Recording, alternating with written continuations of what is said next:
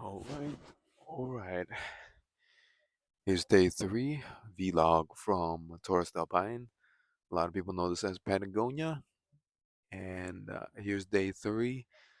Um, it's gonna be my last day. I'm not going to complete the whole W trek because my friends and I originally planned this to be at 3.5, where we cut off here at Paine Grand on the W trek, and then just head right over on a ferry.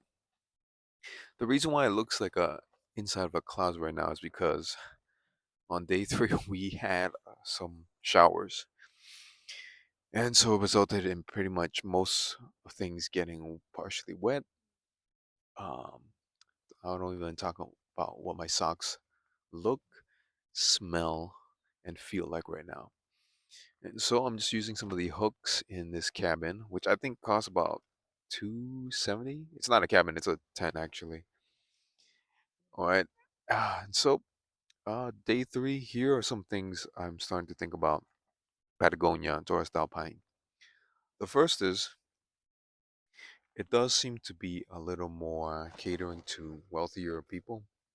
And I say this because consistently, I think I said this before, consistently there are name brands everywhere I see. And also they serve wine here. Like you just see a lot of these older folks hanging out, drinking wine together, and then more wealthy people can afford to come out here. For Chileans, it's cheaper. They get the local rates and they don't have to travel. But everyone else, you have to have far, far travel, very remote, uh, paying expensive lodging, and I think up to $600 if you get the cabin, single cabin. $60 dinners, and I bought Gatorade because I needed the bottle. $8, man, $8. But it worked out well because the camp I passed through in the middle, Camp Italiano, was a complete piece of shit and had no running water, no drinking water.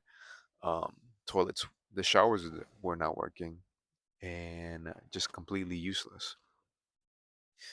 The second thing I would say is that there is a strong conservation effort with the people that come here because I have barely seen a single piece of trash out here. In fact, I was using a emergency poncho for my bag cover. It accidentally flew off, so that was my fault. But then I had an old, angry English guy, British guy, come up to me and say, "Excuse me, you threw this away." Then I I don't litter, right? Back home, I try to pick up trash when I see it.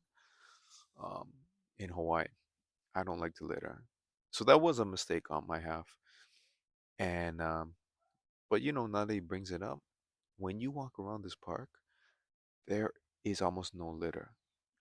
Even the trash bins inside these refugios, these lodging locations, they're pretty well organized, well sorted, and you barely see any litter around there, even where the people are. And this is a great thing. I think it's because everyone's like-minded, regardless of their backgrounds. They still respect nature and they don't want to throw shit there. The last thing is I'm really mixed on the cooking situation. I brought a stove, but I also noticed like a lot of people are cooking their own food. Here in Pingran, I saw a guy with like onions, saw a guy with a big pot, and then I see some people doing simple things like me, where it's just you're using dehydrated meals. And then you have people just straight up buying, waiting in line for the meals in the kitchen to socialize. I wish I had a group of friends. My friends turned back to Puerto Natales yesterday, but it's still a great experience, and I look forward more to this. The last thing I would say is, I think this trekking thing is, I think it's a European style. By trekking, I mean you hike through places, you carry your own things, you stay at refugios along the way, and then you wake up the next day and you do it again, and you complete some sort of circuit or maybe a one-way circuit.